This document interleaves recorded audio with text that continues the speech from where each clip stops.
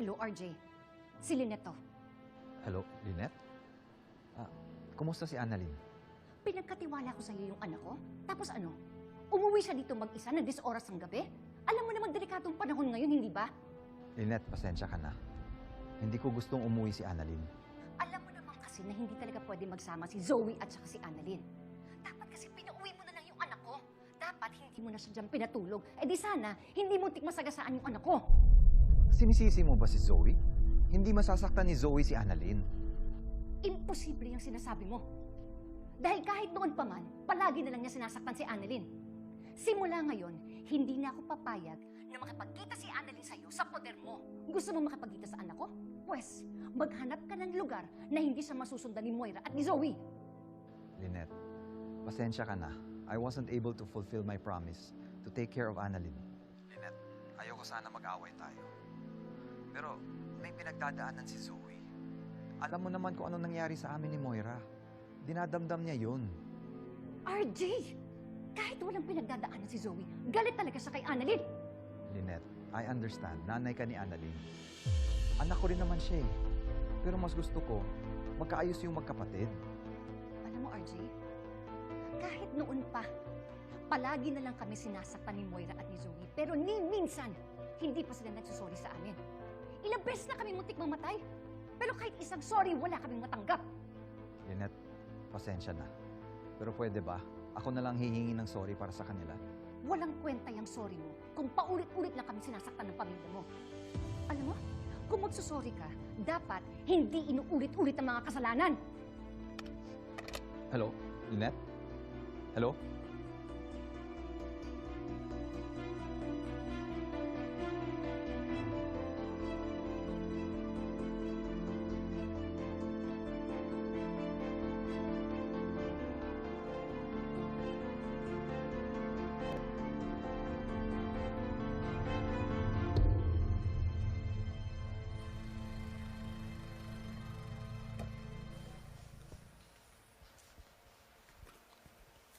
Zoe,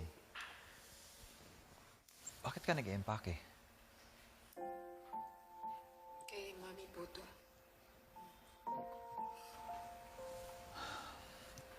Zoe, I'm sorry for causing you trouble.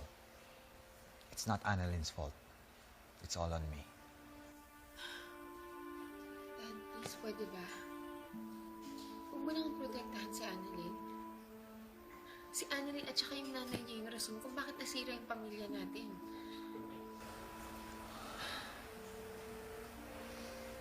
Dad, alam ko na kung nasan si Mami. Pwede bang mag-usap tayo? Tayong tatlo. Honestly, Zoe, wala na akong gana makita o makausap man lang ang mami mo. I hope you understand.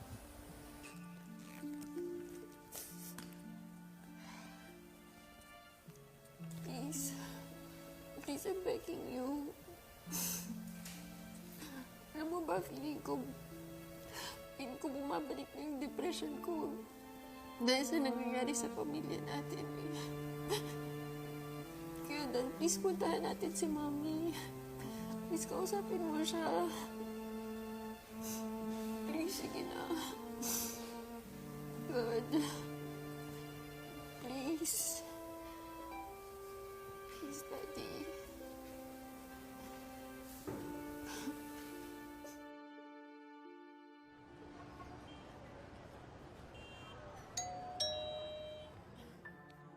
Aming! Robert! Sige, pasok kayo, pasok.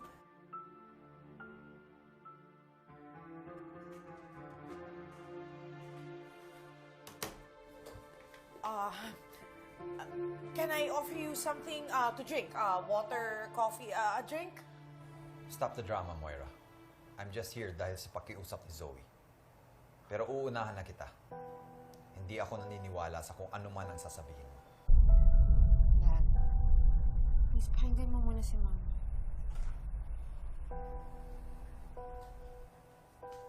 Robert, hindi mo naman talaga ako mapapatawad.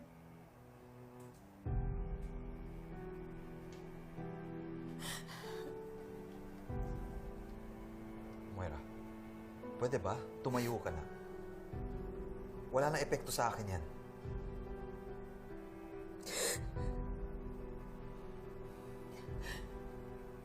Robert, I just want to show you how sorry I am.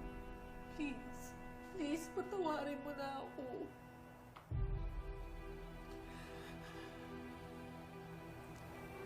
Pwede naman siguro. Sa isang kondisyon. Then, tell me what it is. Sabihin mo kung ano yung gagawin ko, kahit ano gagawin ko. Humingi ka ng tawad kay Lynette.